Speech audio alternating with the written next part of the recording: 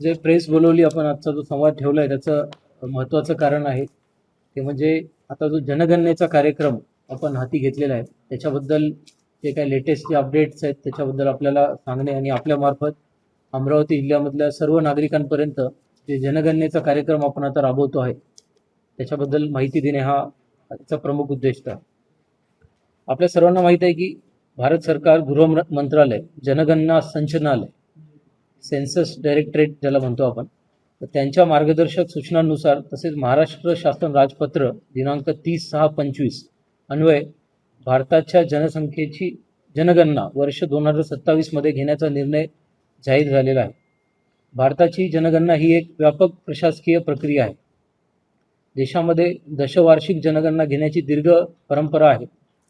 तर ही 2027ची जनगणना ही भारतीय जनगणनेच्या शृंखलेतील 16वी जनगणना आहे. स्वतंत्र भारतातील 8वी जनगणना व 21व्या शतकातील ही 3री जनगणना आहे. सर्वात महत्त्वाचं आणि जे वेगळेपण या जनगणनेचं आहे ती म्हणजे ही पहिली डिजिटल जनगणना आहे. ही जनगणना जी आहे ही दोन टप्प्यांमध्ये होईल, ज्याची माहिती आपल्यासमोर आम्ही दिलेली आहे. कृपया त्याचं सुद्धा तुम्ही अवलोकन करावं. पहिला टप्पा जो आहे त्याला आपण घरयादी व घरगणना म्हणू, हाऊस लिस्टिंग हे एक प्रकारे आपण त्याला म्हणणार आहे. आणि त्याच्यामध्ये दुसरा जो टप्पा आहे तो आहे लोकसंख्येची गणना, जी साधारणतः फेब्रुवारी 2027 पासून चालू होणार आहे. आणि हा जो पहिला टप्पा आहे घर यादीचा हा साधारणतः तुमचा 1 मे ते 15 मे त्याचा पहिला टप्पा राहील. नंतरचा टप्पा त्याचा 16 मे ते 14 जून राहणार आहे. असा हा घर यादी घरगणना राहणार आहे. आणि जो ॲक्च्युअली जी जनगणना आपली म्हणा किंवा लोकसंख्येची गणना म्हणू आपण, तर ती फेब्रुवारी 2027 पासून चालू करण्याचं नियोजित आहे. भारत सरकारचे संयुक्त सचिव तथा मुख्य प्रधान जनगणना अधिकारी जनगणना संचालनालय महाराष्ट्र यांचे 6 मार्च 2026च्या पत्रकान्वये जनगणना 2027 सर्वसामान्य जनतेसाठी ही जनगणना विशेष आहे, कारण यावेळी डिजिटल सेन्सस व स्वगणना ही सुविधा पहिल्यांदाच उपलब्ध करून दिलेली आहे. तसं मी आपल्याला सांगितलं की हे पहिला डिजिटल सेन्सस होणार आहे. तसं हे पहिलं असं पण सेन्सस होणार आहे की ज्यामध्ये स्वगणना सेल्फ इन्युमरेशनचं सुद्धा ऑप्शन त्यामध्ये दिलेलं आहे. तर हे याचं वैशिष्ट्य आम्ही आपल्यासमोर इथे ठेवलेलं आहे. मी अमरावती जिल्ह्यातील नागरिकांना आपल्या सर्वांच्या माध्यमातून आवाहन करतो की आपण स्वगणनेचं जी सुविधा आहे त्याचा लाभ सर्वप्रथम आपण सर्वांनी घ्यावा. स्वगणना कशी करावी यासाठी एक शासनाची अधिकृत वेब पोर्टल ज्याचं se.census.gov.in ही उपलब्ध आहे. यामध्ये स्वगणना म्हणजे नेमकं काय याच्याबद्दल मी थोडक्यात आपल्याला माहिती देतो. यामध्ये आपण आपल्या स्वतःच्या मोबाईलवरून किंवा संगणकावरून जनगणनेच्या पोर्टलवर जाऊन आपल्या कुटुंबाची संपूर्ण माहिती भरू शकता. यासाठी आधार कार्ड, मोबाईल नंबर यापैकी एकाच्या आधारे लॉग इन करून यामधील एकूण 33 प्रश्नांची उत्तरे आपल्याला त्यामध्ये द्यावी लागतील. सर्व प्रश्नांची अचूक उत्तरे देणे आवश्यक आहे. आणि हा स्वगणनेचा जो सेल्फ इन्युमरेशनचा जो पहिला टप्पा आपण करतोय त्याचा कालावधी हा 1 मे 2026 ते 15 मे 2026 आहे. ही प्रक्रिया ही पूर्णपणे सुरक्षित व गोपनीय अशा पद्धतीची आहे. अमरावती जिल्ह्यातील शहरी व ग्रामीण भागातील सर्व नागरिक, विशेषतः तरुण आणि सर्व बांधवांना मी विनंती करतो की यामध्ये आपण पुढाकार घ्यावा. स्वतःची व आपल्या कुटुंबाची सर्व माहिती ही स्वगणनेद्वारेच भरावी. सामान्य नागरिकांना सुद्धा स्वगणना करून या जनगणनेच्या कार्यामध्ये प्रत्यक्ष सहभागी होण्याचा एक संधी या जनगणनेमध्ये उपलब्ध झालेली आहे.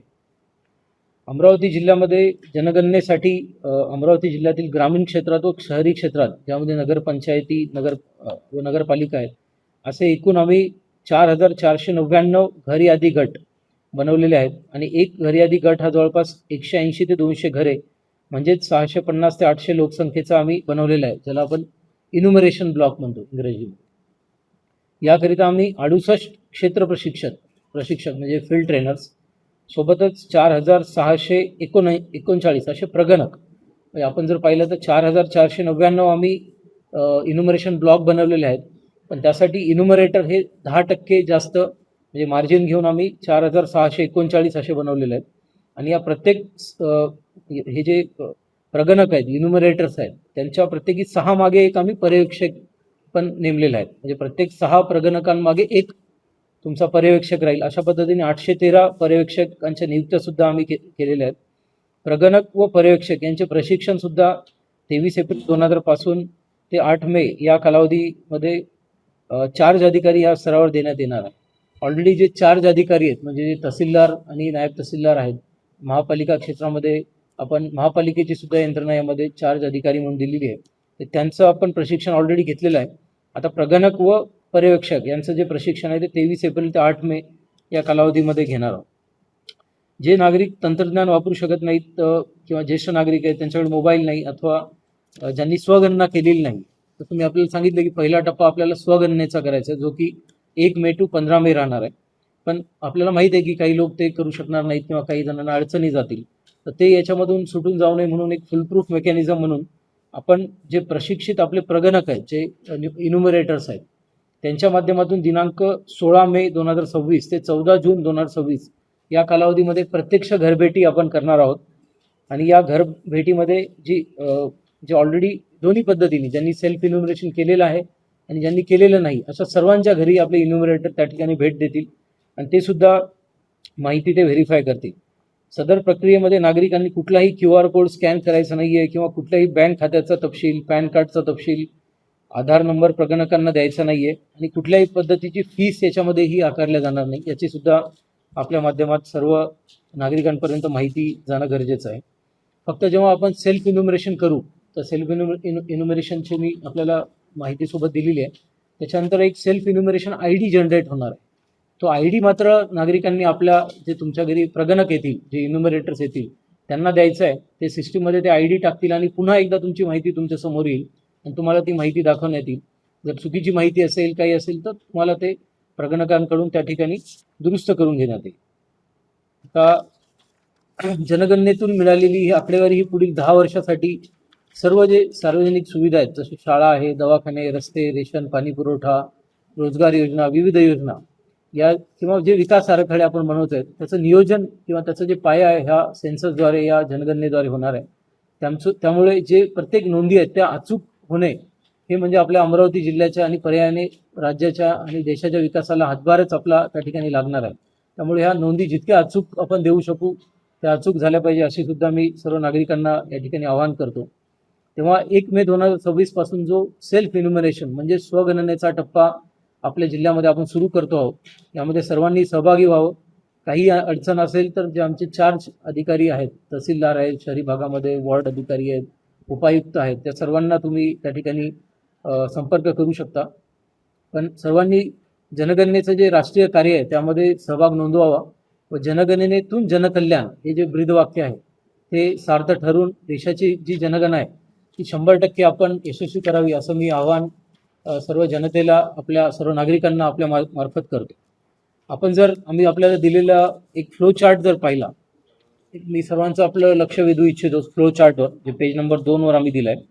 तर त्यामध्ये स्वगणनेचा फ्लो चार्ट जर आपण पाहिला तर सर्वात पहिला टप्पा आहे पोर्टलमध्ये प्रवेश व प्राथमिक नोंदणी. अतिशय सोप्या पद्धतीने हे दिलेलं आहे. तर पोर्टलमध्ये प्रवेश व लॉग इन तुम्हाला करावा लागेल. हा सेन्ससचा पोर्टल इथे दिलेला आहे, ज्याची व्यापक प्रसिद्धी आम्ही करतो आहे, आपण सुद्धा आपल्या माध्यमातून करावी. यामध्ये आपण जावं, तिथे आपलं राज्य व जर असेल तर केंद्रशासित प्रदेशाची निवड करावी व जो कोड भरावा व त्यामध्ये लॉग इन करावं. ते झाल्यावर आपला कुटुंब प्रमुखाचा एक 10 अंकी मोबाईल नंबर द्यावा व ईमेल ID पर्यायी 10 अंकी मोबाईल नंबर हे सर्वांकडे आहे, तो त्या ठिकाणी द्यावा. त्याच्या आधारे तुमची कुटुंबाची नोंदणी होईल. आणि कुटुंब प्रमुखाचं एकदा नाव आपण फायनल केलं तर ते नाव नंतर बदलता नाही येणार, कारण कुटुंब प्रमुखाच्या नावावरच आपण इतर लोकांचे नाव आपण त्यामध्ये नंबर ॲड करतो आहे. प्रत्येक कुटुंबासाठी एकच मोबाईल नंबर वापरता येईल याची सुद्धा लक्ष सर्वांनी घ्यावं. आणि एकदा एका कुटुंबासाठी वापरलेला मोबाईल नंबर दुसऱ्या कुटुंबासाठी वापरता येणार नाही, कारण ते सिस्टीममध्ये मोबाईल नंबर आपला ऑलरेडी गेलेला असणार. ह्याचा दुसरा भाग असणार आहे सत्यापन व स्थानाची ओळख. कारण सेन्सस ही एक प्रकारची जिओ स्पॅशियल एक्सरसाइज आहे की कोण म्हणजे व्यक्ती कुठे म्हणजे किती आहेत आणि कुठे बसलेले आहेत हे सेन्ससचं त्या ठिकाणी गरज आहे. त्यामुळं आपलं स्थानाची ओळख होणं अतिशय महत्त्वाचं आहे. आता या पोर्टलमध्ये आपण आपली भाषा निवडू शकता. मोबाईल नंबर आपण जो दिलेला आहे त्याच्यावर त्याचा OTP येईल. त्याच्यानंतर आपण आपल्या जिल्ह्याची निवड करणे, पिनकोड भरणे, गाव, शहर व स्थानिक क्षेत्राची माहिती भरणे. आणि जसं आपण पाहतो की कुठलेही आपण जेव्हा गुगल मॅप ओपन करतो तर एक आपलं स्वतःचं लोकेशन ते रेडमध्ये त्यामध्ये दिसते. तर तसंच आपल्या घरावर तो ड्रॅग करायचा आहे आपल्याला आणि तिथे जाऊन लाल मार्कर आपल्या घरावर ते घेऊन जाऊन आपलं घर त्यामध्ये सुनिश्चित करायचं. तर अशा पद्धतीने एक सेकंड स्टेप आहे. थर्ड स्टेपमध्ये आहे प्रश्नावली. तर घर यादी घर व घरांच्या गणनेची प्रश्नावली मदतीसाठी तुम्हाला FAQs पण आहेत आणि आवश्यक सूचना आहेत. तर आम्ही तुम्हाला एक आणखी जनगणनेमध्ये जे 33 प्रश्न विचारले जाणार आहेत तर त्याची सुद्धा आपल्याला यादी पुरवलेली आहे. ती आली आपल्या सर्वांकडे. तर आपण जर साधारणतः पाहिलं तर 4 कॅटेगरीमध्ये ते प्रश्न विभागलेले आहेत. त्यामध्ये घरांची स्थिती, त्यामध्ये कुटुंबाची माहिती, कुटुंबास उपलब्ध असलेल्या सोयीसुविधा व कुटुंबाने धारण केलेले मालमत्ता व इतर माहिती. अशा पद्धतीने या 4 कॅटेगरीची माहिती या 33 प्रश्नांमध्ये आपल्याला त्या ठिकाणी भरायची आहे आणि त्याच्यानंतर त्याचं प्रिव्ह्यू तुम्ही करू शकता. आवश्यक असल्यास त्यामध्ये बदल करू शकता व सबमिट करू शकता.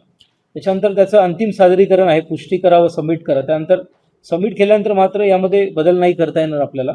आणि स्वगणनाचा ID त्या ठिकाणी 11 अंकी तुमचा जनरेट होईल. आपल्याला दिलेल्या याच्यामध्ये आम्ही इथं येलो बॉक्स जो दिलेला आहे त्याच्यात त्याची माहिती दिली आहे की STID म्हणजे सेल्फ इन्युमरेशन ID हा त्या ठिकाणी मिळणार. हा 11 अंकी ID असणार, ज्याची सुरुवात ही H या अक्षराने होईल. हा क्रमांक SMS किंवा ईमेलद्वारे तुम्हाला पाठवण्यात जाईल. जो आपला मोबाईल क्रमांक आपण यामध्ये दिलेला आहे त्याच्यावर तो त्या ठिकाणी पाठवला जाईल. तर ही सर्व जे आपल्याला अनुभाग 1, अनुभाग 2, अनुभाग 3 ही जी काही कारवाई करायची आहे ती आपल्याला 1 मे ते 15 मेच्या दरम्यान करायची. 1 मे ते 15 मेच्या दरम्यान जेव्हा ही कारवाई होईल त्याच्यानंतर 16 मे पासून ते 14 जूनपर्यंत हे आपले प्रगणक घरोघरी भेटी देणार. हाऊस लिस्टिंग ऑपरेशन आपण त्याला त्या ठिकाणी म्हणू. प्रगणकाद्वारे घरगणना. आपण सुरुवातीचा जो टप्पा 1 मे ते 15 मे त्याला आपण स्वगणना म्हणतोय, सेल्फ इन्युमरेशन. दुसरा जो टप्पा आहे त्याला आपण प्रगणकाद्वारे घरगणना म्हणजे हाऊस लिस्टिंग ऑपरेशन म्हणतोय. यामध्ये प्रगणक आपल्या घरी त्या ठिकाणी भेट देतील व त्यांना प्रगणकांना प्रत्येक नागरिकांनी किंवा प्रत्येक कुटुंब प्रमुखांनी जो त्यांचा SCID जनरेट झालाय तो त्यांना द्यायचा आहे. ते आपल्या सिस्टीममध्ये टाकतील. पुन्हा ती माहिती त्यांच्या समोर येईल. पुन्हा ती माहिती त्यांना सत्यापन करायची आहे की जर SCID अधिकृत नोंदीशी जुळत असेल तर खात्री करून आपली माहिती स्वीकारली जाईल. जर SCID जुळत नसेल तर प्रगणकाकडून नव्याने ती माहिती संकलित केली जाईल. याच कालावधीमध्ये अशा सुद्धा लोकांकडून आपण माहिती करून म्हणजे आपण घरोघरी जाणार आहे प्रगणक, आणि ज्यांनी सेल्फ इन्युमरेशन करू नाही शकले. आणि शेवटी ही व्हॉलंटरी एक्सरसाइज सेल्फ इन्युमरेशन करणं. सेल्फ इन्युमरेशन ज्यांना करता नाही आलं, आपण तर प्रमोट करणार आहे सेल्फ इन्युमरेशनच करावं जास्तीत जास्त लोकांनी. पण ज्यांना कुठल्याही तब्येतीच्या कारणास्तव किंवा टेक्नॉलॉजी किंवा मोबाईल वापरता नाही आला या कारणास्तव जर ते करू नाही शकले तर हे आपले जे प्रगणक आहेत ते त्या दरम्यान ते करून घेतील. हा कालावधी राहणार आहे आपला 16 मे ते साधारणतः 14 जूनचा हा कालावधी आपला राहणार. तर हे तिन्ही भाषांमध्ये मराठी, हिंदी आणि इंग्रजी याच्याबद्दल आपल्याला आम्ही दिलेलं आहे. आपल्याला आपल्या वर्तमानपत्राच्या जो रीच आहे त्यानुसार आपल्या ऑडियन्सनुसार आपण ते आपल्या याच्यामध्ये ते छापावं असं मी आपल्याला विनंती करतो. आणि आम्ही सुद्धा सर्व नगरपालिका असो, सर्व ग्रामपंचायती असो, सर्व आपल्याकडे इतरही जे सर्व माध्यम आहेत त्याच्याद्वारे आपण लोकांपर्यंत पोहोचतो आहे. त्यामुळेच एक व्यापक प्रसिद्धी व्हावी यासाठीच आपण एक साधारणतः आठवडाभर आधीच ही आज प्रेस आपल्या माध्यमातून घेतोय. आज 24 तारीख आहे, तर 24 ते साधारणतः 30 तारखेपर्यंत आपल्याला जो कालावधी मिळतोय त्याच्यात आपण व्यापक स्वरूपात लोकांपर्यंत पोहोचूया आणि सेल्फ इन्युमरेशनसाठी त्यांना आपण त्या ठिकाणी उद्युक्त करू. त्याच्यानंतर जे राहतील गोष्टी त्या आपल्या इन्युमरेटर जे घरोघरी जातील आणि त्याच्यानंतर आपल्याला ती माहिती त्यामध्ये मिळणार आहे. अशा पद्धतीची एकंदरीत हे डिटेल आपल्याला लागणार आहेत. तर आपल्या माध्यमातून सर्व आपल्या जिल्ह्यातल्या नागरिकांपर्यंत हे पोहोचावं हे आजच्या या प्रेस कॉन्फरन्सचा उद्देश होता. ते आपल्या मार्फत हा उद्देश पूर्ण होईल असं मी अपेक्षा व्यक्त करतो. महापालिका क्षेत्रात सुद्धा अशाच पद्धतीने आम्ही हा सगळा कार्यक्रम राबवणार आहे. तर हे सर्व आपल्याला माहिती या ठिकाणी द्यायची होती. तर आपल्याला काही याच्यामध्ये प्रश्न असतील तर आपण प्रश्न आपले विचारू. जर बेघर आहे, स्थलांतरित आहे, मजूर आहे किंवा जे अतिदुर्गम भागात राहतात, जर उदाहरणार्थ मेळघाटचे अतिदुर्गम भाग आहे, तर यांची नोंदणी कशी केली जाते? मी जर आपले आत्ता जे प्रश्नांचं जर आपण पाहिलं, आपण जर हे 33 प्रश्न ओपन केले सर्वांनी, तर याच्यामध्ये घरांच्या स्थितीचा पहिला प्रश्नच आहे इमारत क्रमांक. त्यामुळे साहजिकच आहे की ज्यांना सध्या घर आहे, ते कच्चा असो किंवा पक्क, ज्याला इमारत क्रमांक आहे त्यांचं आपण याच्यामध्ये होईल. आणि जे स्थलांतरित असतात किंवा जे आपण म्हणतो की वेगवेगळ्या ठिकाणी तात्पुरत्या स्वरूपात रहिवास ज्यांचा असतो, असं मागच्याही सेन्ससचा अनुभव लक्षात घेता एक वन टाईम ती ॲक्टिव्हिटी ही नंतरच्या याच्यात होईल, ज्याच्यामध्ये आपण म्हणजे म्हणतो सॅच्युरेशन बेसवर जेव्हा आपण काम करू ते वन टाईम तो दिवस निवडला जाईल, तेव्हा मग जे कोणी असे बेघर आपल्याला आढळतील, जे कोणी रस्त्यावर, त्यांची त्या दिवशी ती नोंदणी होईल. आता ही ज्यांचे घर आहे, ज्यांना घर क्रमांक आहे, त्यांच्यासाठी. कामाचं ठिकाण आणि राहण्याचं ठिकाण असं जर भिन्न असेल त्याची नोंदणीचा काय होईल? असे अनेक लोक आहेत की जे कामाच्या निमित्ताने येतात, काही घरी राहतात, पुन्हा आपल्या घरी जातात. मग जे काही नोंदणी करणार आहेत त्यांच्याकडून त्यांना काय option? मला वाटते याच्यामध्ये क्लॅरिटी ही अतिशय सुस्पष्ट आहे की जर आपण म्हणजे जिथे आपला रहिवास आहे तिथे तुमचं त्या ठिकाणी नोंदणी होईल. म्हणजे समजा आपण म्हणताय की एखादा कामाच्या ठिकाणी इथे शिफ्ट झाला, जर त्यांचं इथे घर आहे, त्यांचा घर क्रमांक आहे, तर त्यांची इथेच नोंदणी होईल. म्हणजे शिफ्टिंग हा बेसिस नाही, तर तुमचं निवास हा बेसिस आहे.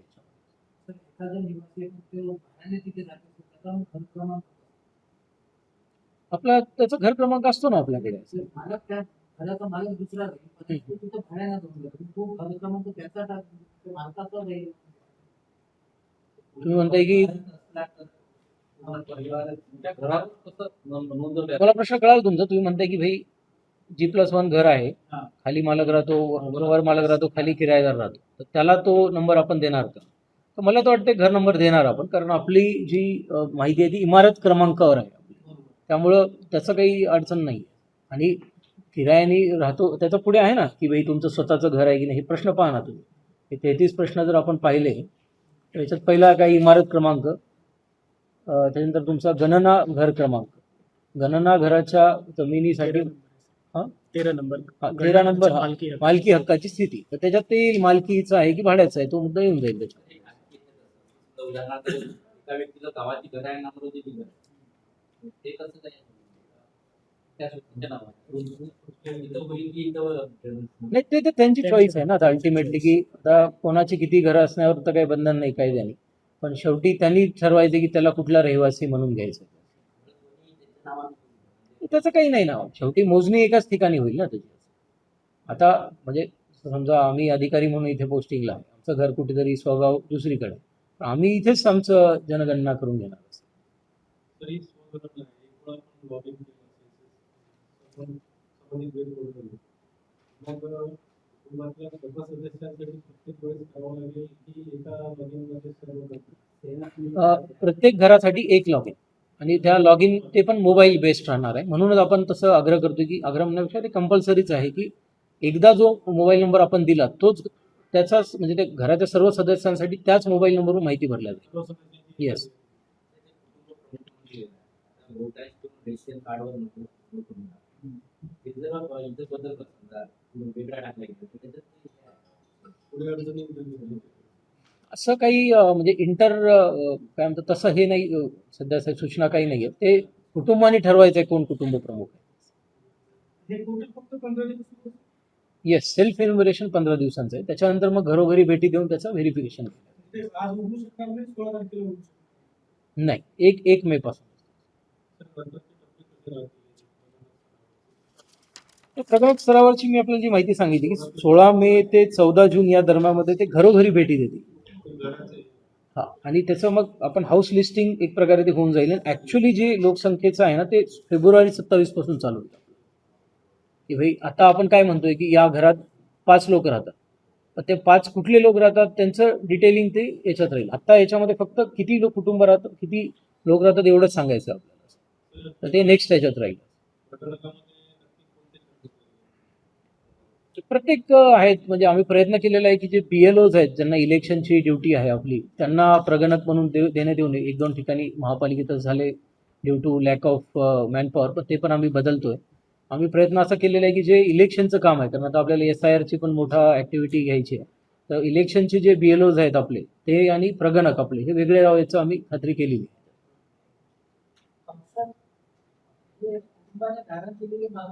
येस. रेडिओ, टीव्ही, मोबाईल जे धारण करणाऱ्या व्यक्ती पण श्रीमंतांबद्दल देतात. आता म्हणजे याचं जे अनालिसिस आहे किंवा याची जी इम्प्लिकेशन्स आहेत या डेटाचे, याच्याबद्दल आपल्याला आता काही भाषा नाही करता येणार. आता यांनी एक प्रकारचं क्वेश्चनएअर बनवलं आहे की तुमच्याकडे काय काय आहे, तर तुमच्याकडे काय आहे त्याच्यावर तुमचं काय ठरणार ह्याच्याबद्दल आता नाही कमेंट करता. 1500 रुपयाची तर या जे काही नोंदणी करणारे कर्मचारी आहेत यांना ऐनवेळी येणाऱ्या समस्यांसाठी काही महापालिका स्तरावर किंवा जिल्हाधिकारी स्तरावर कशा प्रकारच्या समस्या ऐनवेळी समस्या जसं आपण नाही, मी निश्चित तेच सांगतो आपल्याला की हे सगळे आम्ही हे बघा, प्रत्येक जे इन्युमरेटर्स आहेत त्यांच्यावर आम्ही सुपरवायझर नेमले. सुपरवायझरच्यावर चार्ज ऑफिसर आहे जे की तहसीलदार रँकचे आमचे सगळे अधिकारी, नायब तहसीलदार काही ठिकाणी, महापालिकेमध्ये पण उपायुक्त सहाय्यक आयुक्त दर्जाचे. त्यामुळे सगळे जबाबदार अधिकाऱ्यांचं आपण नियुक्ती केली, त्यांचं ट्रेनिंग पण तसं घेतलेलं आहे. आणि पहिल्यांदा ही डिजिटल जनगणना आहे, त्यामुळे मला असं वाटत नाही की काही खूप याच्यामध्ये अडचणी येतील, कारण आपल्याला तो सिम्पल फॉर्म आहे, इंटरनेट कनेक्शन या त्या सगळ्या गोष्टी आहेतच, तर त्यामुळे अडचणी काही नाही. पण तरी अडचणी आल्या तर आम्ही त्या ठिकाणी आहेच सोडवायला.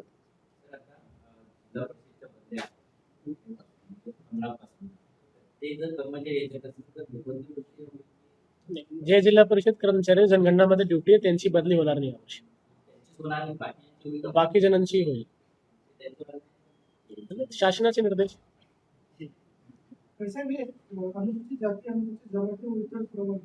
किती नंबरचं वाचतंय आपण?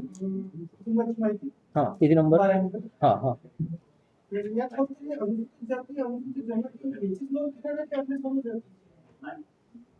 इतर मागास प्रवर्ग लिहिले ना, इतर प्रवर्गातील इतर SC ST इतर प्रवर्गातील. आता या तुमच्या 12 नंबरच्या याच्यावरून तरी कॅटेगरी दिसते क्लिअर. हे जस्ट पहिला टप्पा आहे. मेन जो टप्पा आहे तो आणखी तुमचा फेब्रुवारीमध्ये जो चालू आहे, ज्यात लोकसंख्याचा आहे, त्याच्यात आणखी वेगळ्या क्वेश्चन एअर राहील.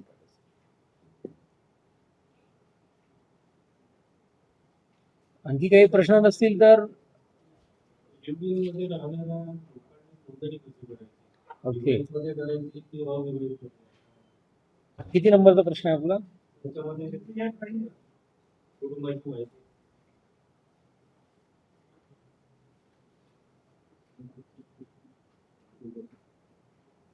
विवाहित जोड्यांची संख्या 15 नंबर ना, या कुटुंबात विवाहित जोडप्यांची संख्या.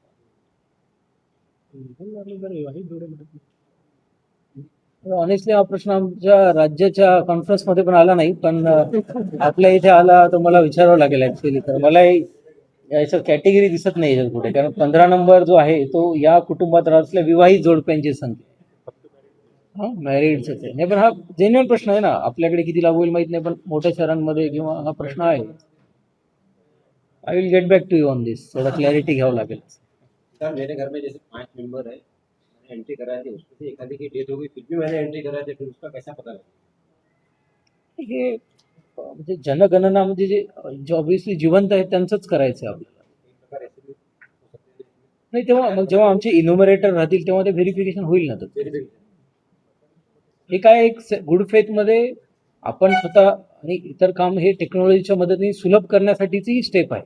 जसं मी आपल्याला म्हणालो की सेल्फ इन्युमरेशन हे पहिल्यांदा करून दिलेलं. आता आपण वर्षानुवर्ष पाहिले असतील, आता शेवटचं जनगणना आपण पाहिली असेल तर त्याच्यामध्ये सगळे ते हाताने आपण फॉर्म भरत बसायचो, ते कंपाईल व्हायला वेळ लागायचा, त्याच्यातून डेटा ॲनालिसिसला वेळ लागायचा. ते पहिल्यांदा असं झालं की डिजिटल सेन्सस आहे, त्यामुळं स्वतः तुम्ही भरू शकता, स्वतः सत्यापन करू शकता त्याचं.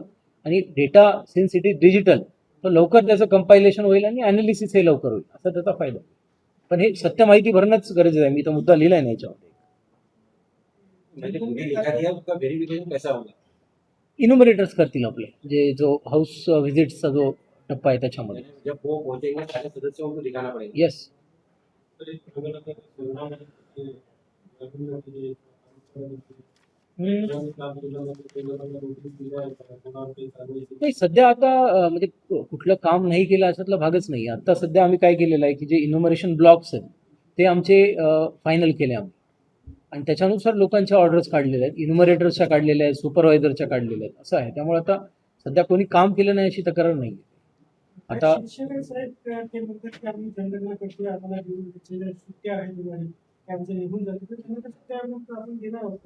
नाही, या मुद्द्यावर आमच्या राज्याची जी कॉन्फरन्स झाली होती त्याच्यात चर्चा झाली होती. आणि त्याच्यात मुद्दा असा आहे की जनगणनेच्या ऍक्ट RTE मध्ये लिहिलेलं आहे, राईट टू एज्युकेशन ऍक्ट जर पाहिलं ना, त्याच्यात हे मेन्शन आहे की भाई मान्य आहे की तुम्हाला हे शैक्षणिक काम देण्यात येऊ नये वगैरे, पण एक्सेप्ट फॉर दिस वर्क, कारण हे वन्स इन 10 years टाईपचं काम आहे ना. त्यामुळे जनगणनेमध्ये शिक्षकांचा किंवा इतर कॅडरचा सक्रिय सहभाग हा राहणारच आहे. नाही, सुट्ट्यांबद्दल मी कमेंट नाही करू शकणार, पण त्यांचं काम याच्यामध्ये आपण त्यांची सर्व्हिसेस घेऊ हे निश्चित, त्यांच्या सर्व्हिसेस याच्यात घेऊ आपण. SIR चा जो आहे, हा मी सांगतो ते सर्वांनी लक्षात घ्या मुद्दा. SIR मध्ये आपल्याला जे मॅपिंगचं जे सध्या काम आपलं चालू आहे ते जवळपास 80% आपण आलेलो आहे. आज सकाळचा जर आकडा घेतला आपण, तो सांगतो मी तुम्हाला आजचा आकडा सांग.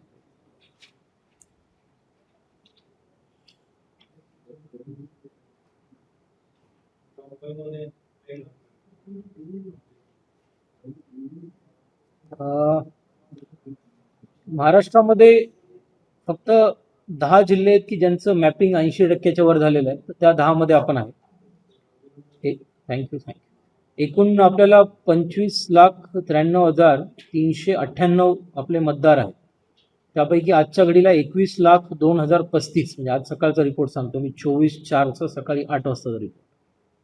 तर 25,93,398 पैकी 21,02,035 म्हणजे 81.05% पर्यंत आपलं जिल्ह्यामध्ये मॅपिंग झालेली आहे. आता मॅपिंगचा अर्थ काय की आज तुमचं जे नाव आहे मतदार यादीमध्ये, आता आपण हे म्हणजे वेगळा विषय घेतला आहे त्या प्रश्नावरून, तर आज सेन्ससचं सांगत नाही आहे मी, याचं सांगतो आपल्या इलेक्शनचं. तर आजचं तुमचं जे मतदार यादीतलं नाव आहे ते तुमच्या जुन्या मतदार यादीत जे तुमचं ट्रेस केलं आपण 2005च्या, तर ते किती प्रमाणात ट्रेसिंग झालेलं आहे, किती पर्सेंटेजमध्ये झालेलं आहे, तर त्याची पर्सेंटेज आहे 81%. तर आता याच्यामध्ये काय झालेलं आहे की अनेक माझे मतदारसंघ जे आहेत ते 90%च्या वर पण गेलेले आहेत. तर आजचा जर लेटेस्ट आकडा त्याचाही सांगितला तुम्हाला.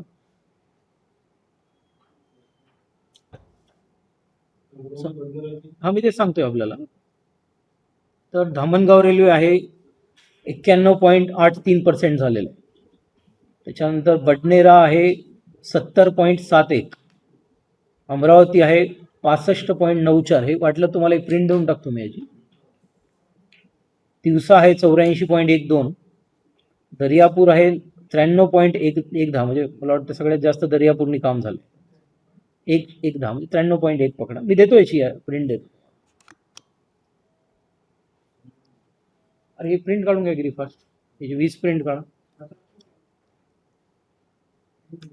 त्याच्यानंतर मेळघाट आहे जे आपलं 82.58, अचलपूर आहे 80.94, मोर्शी आहे 85.22. असं सगळ्यांचं जर ॲव्हरेज केलं तर जिल्हा आपला 81%वर आहे. तर आपण राज्यात पहिल्या 10वर आहे, 10मध्ये आहे. तर आमचा असा प्रयत्न आहे की मागच्या एका महिन्यात आम्ही 47%पासून ह्या 81वर आलो, पण आता 90%पर्यंत जरी हे आम्हाला जायचं आहे, सो दॅट जेव्हा कधी याचा पुढचा टप्पा येईल तर सुनावणीचा जो टप्पा राहील तो आमचा कमी राहिला पाहिजे, हाच याचा उद्दिष्ट आहे. तर याच्यात जर पाहू शकलात आपण तर जे शहरी आपले मतदारसंघ आहेत 2, अमरावती आणि बडनेरा, याच्यातच थोडं मागे राहिलेलं काम आहे. 65% अमरावती आहे आणि 70% बडनेरा आहे. तर याच्यातही काही अडचणी आहेत, त्या सॉल्व्ह करायचा प्रयत्न करतोय आम्ही. महापालिकेचे सर्व कर्मचारी याच्यात उतरलेले आहेत, मेहनत सुरू आहे सगळ्यांची. पण हा मुळातच डेन्स पॉप्युलेशनचा भाग आहे, काही अडचणी निश्चितच याच्यात येत आहेत. पण हे जर अमरावती आणि बडनेरा आणि आणखी जशी प्रगती होईल तसं जिल्हा आपला 90%च्या वर जाईल असं मला पूर्ण खात्री आहे. पण